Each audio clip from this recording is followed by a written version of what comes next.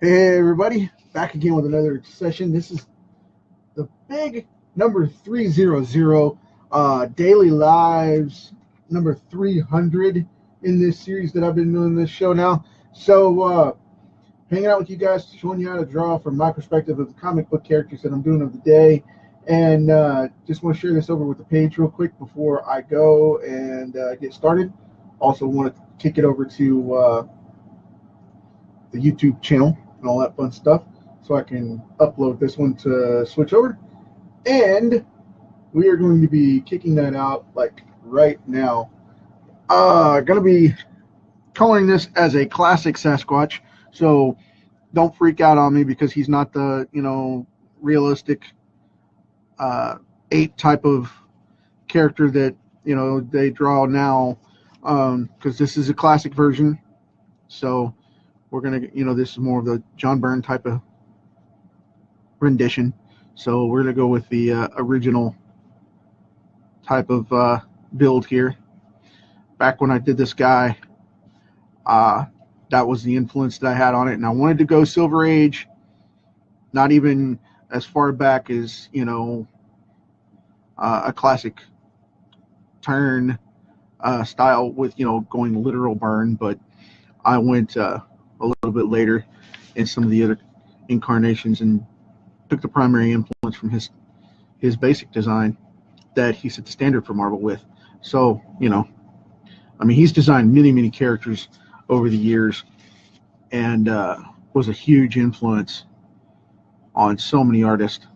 But me specifically, the dude's awesome. His She-Hulk stuff is still my favorite because he made one of the most humanized versions of the character that was out there. He was the one that flipped her from being savage into, a different type of Hulk, and he feminized Wonder Woman a little bit, softened her up, made her a lot softer than she originally was, and I dig that run too. But his stuff with specifically his stuff with Alpha Flight was some of my favorite. But, there's just so much in the guy's body of work, you can't really argue it too much. Apparently I didn't erase that well and hit some graphite there, but that's all right. This is a sketch card, so it'll work. But anyway, moving on.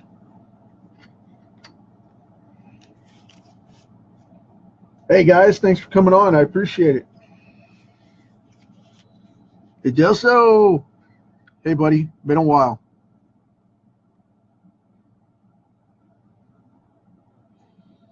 Man, you've been doing so much stuff lately. I lost track of you, pal. You just zoomed off and left everybody hanging.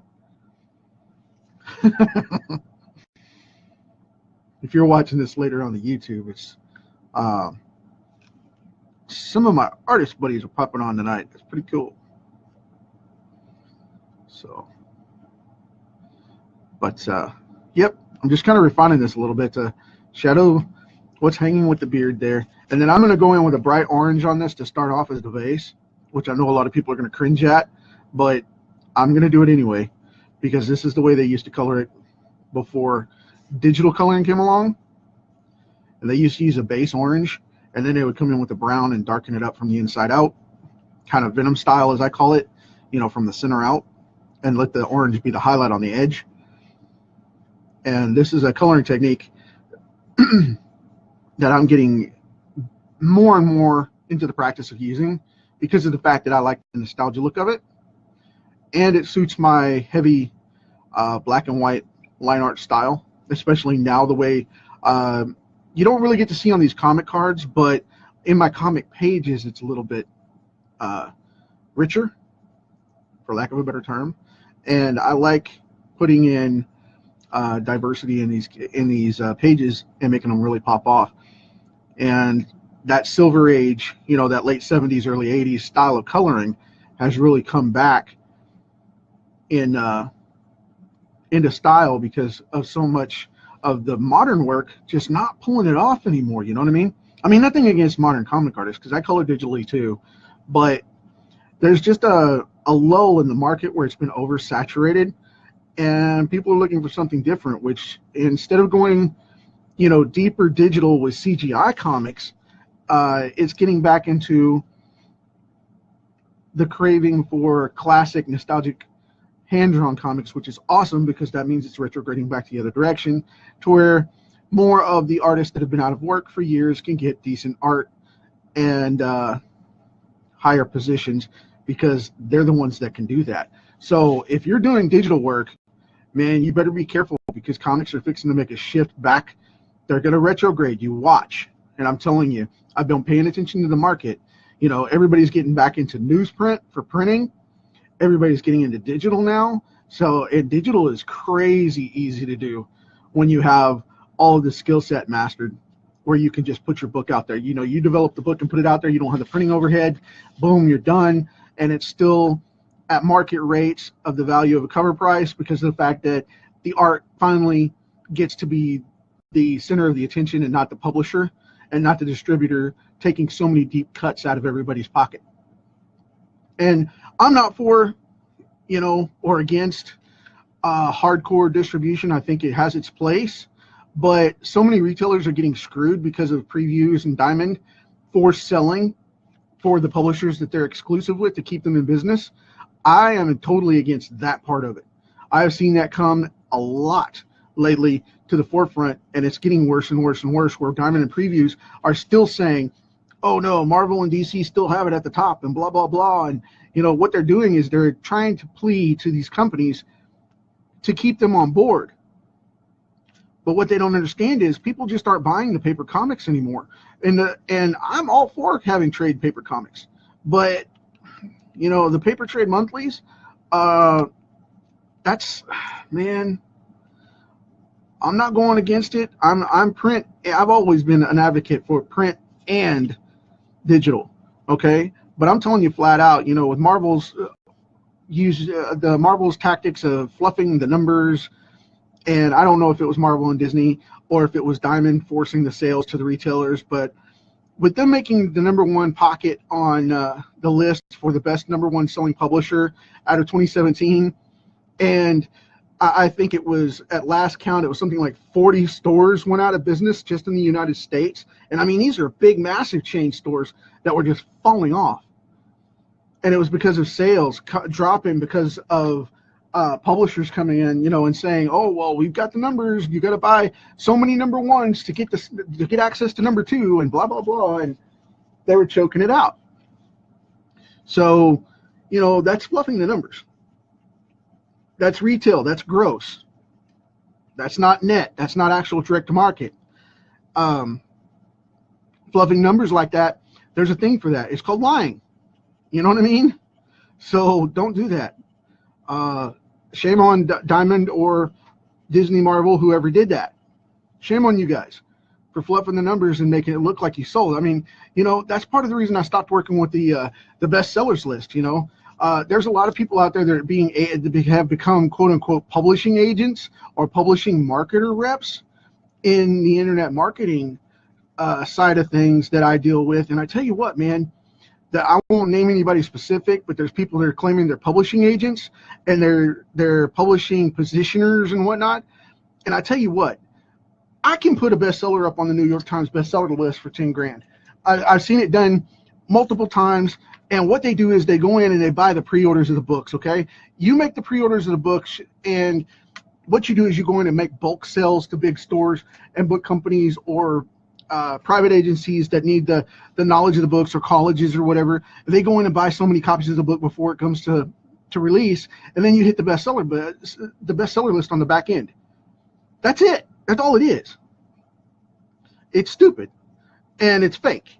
So, I know #1 bestsellers that I've actually worked with and learned that process from, and I did their social media while they bought up a bunch of books. And I'm not going to throw any clients under the bus or anything. I mean, it's just that way it works. You know what I mean? And I got disgusted with that market, and I was just like, you know what? The New York Times bestseller list is fake. The Washington Post bestseller list, fake. And I may never get a book on there because of the fact that they know I claim it's fake, and because of the fact that I call them out on it. But you know what? Diamond and Previews are doing the same thing. I know they're the same company. Yes, I get that. But Diamond is putting out preview stats to Overstreet saying that they've got the best sales because they're putting out fluff numbers on retail force sales. Same thing. Same thing. You're fluffing your market, and it's sad. And I talk about that in my podcast, which the first episode of the new volume is going up, well, the second episode technically after the Stan Lee launch of his custom Hollywood entertainment Hollywood reviews thing with the new the Stan Lee Con and all that. I put an episode up on that, but this is going to be Ray Merrick over at Apogee Comics that I'm going to be doing an interview with him and Nick Garber, actually, is how you pronounce it, Garber. And sorry, Nick. And I'm going to be interviewing those guys from this week, and we're going to be putting that on here shortly tonight, so you guys will have that. I just sent them the final on the Cardinal print that I made for you guys if you're supporting their Kickstarter, and they're going to be sending that out to you in the future however they decide to use it. Hopefully they'll use it as a print that goes out with the Kickstarter as a reward. That's what I intended it for, but we'll see. I gave them full permission to do whatever they want with it. So, as long as they list me as the original artist for the black and white, I don't care. But anyway, I've got that on my live show, so we know where it came from. But anyway, long story short here, folks, this coloring style is coming back. Traditional comics are coming back. Older school comics are coming back the way they were made. The techniques are cheaper. The techniques are more affordable for the artist. And they're easier to produce, as well as have a really cool retro nostalgia coming back to them that modern comics are so oversaturated with these weird, and I'm not knocking anybody. If you're drawing comics right now for, Marvel and DC, I'm not knocking that at all, okay? I have friends that do. I totally believe in the profession, and I'm fine with that. That's your style, and that's your direction, that's your thing. You go for it. What I'm saying is the sales aren't holding up anymore, and it's due to the value of the loss of interest in the comics. They don't know where the market's gone, for the most part, for the publishers. And the thing is, a lot of them are digital collectors now because you can have all access. So they need to go digital issues and then go on trades. And then they need to get back to basic coloring like this once in a while and open to creative styles instead of just everything being kicked out digital from these artist farms, as I call them, which is a bunch of groups get together in a studio. They make a company out of it, and then they come in and make an animation company, or they make an artist company, a comic book company, and they'll have 20 different guys in there, and they'll contract with these guys. These big publishers will contract with these guys, and then they'll knock out some books, but they're mediocre because all they are is about the paycheck and the contract. They're not about the comics anymore.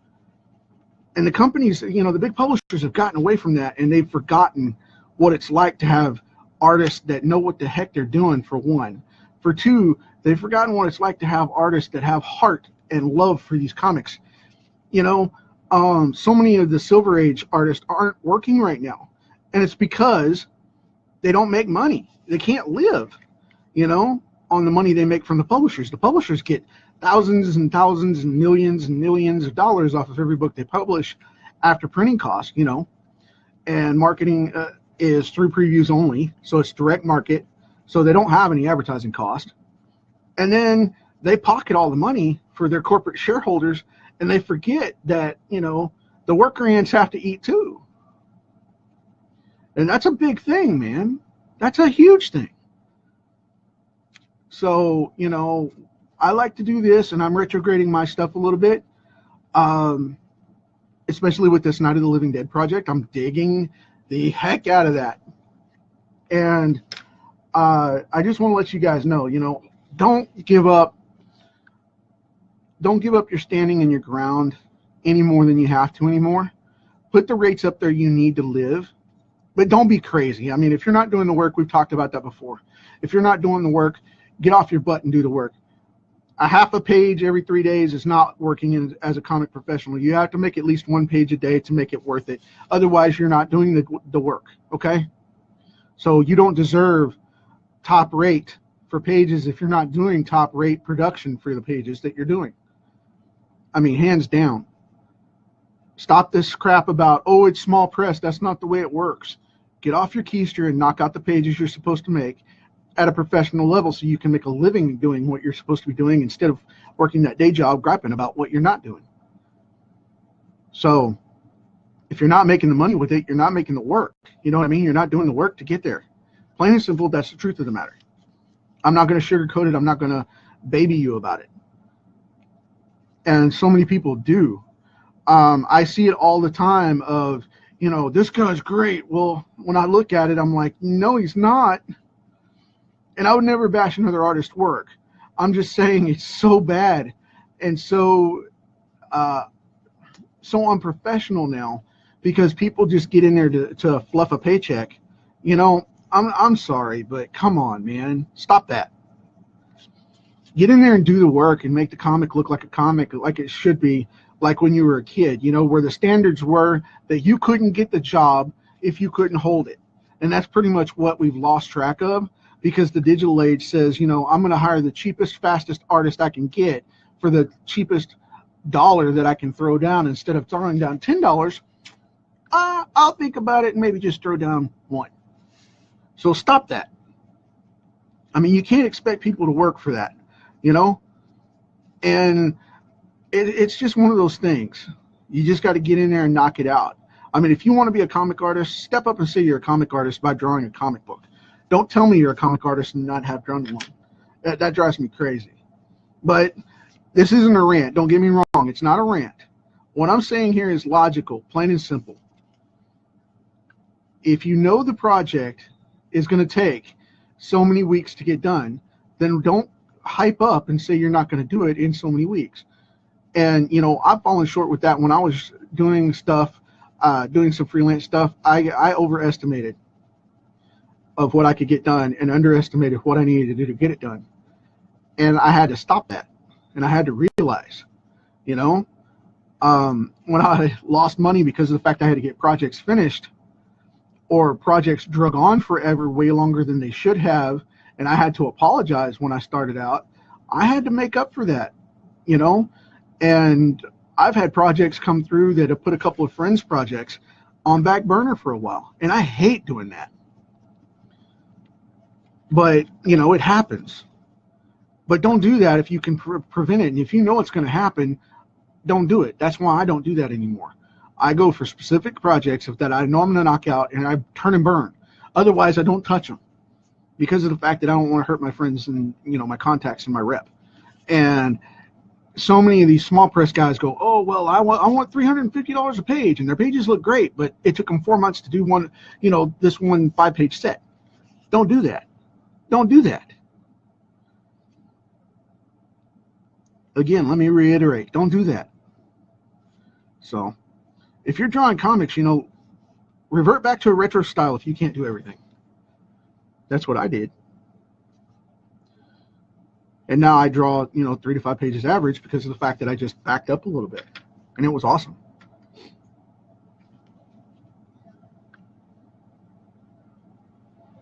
So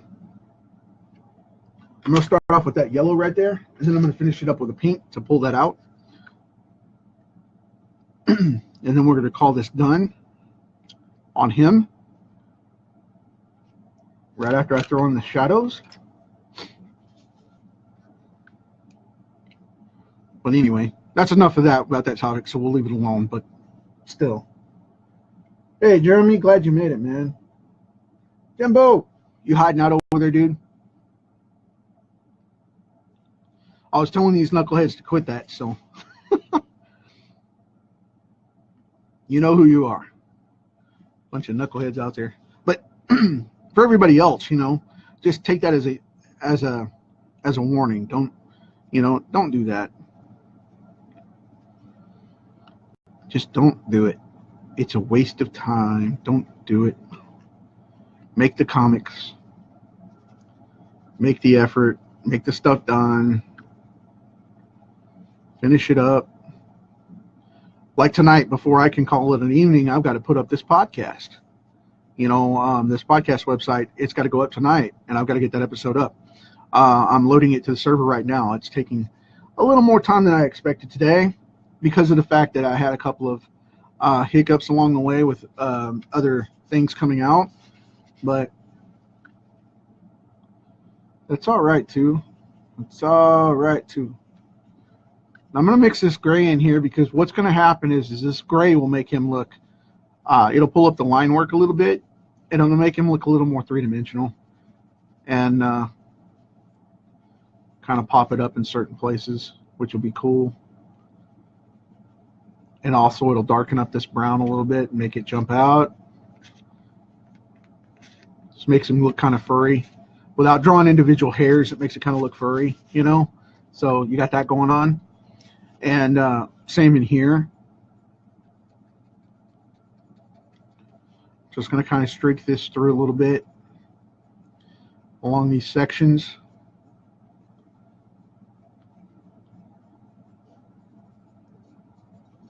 And it'll make it pull out. So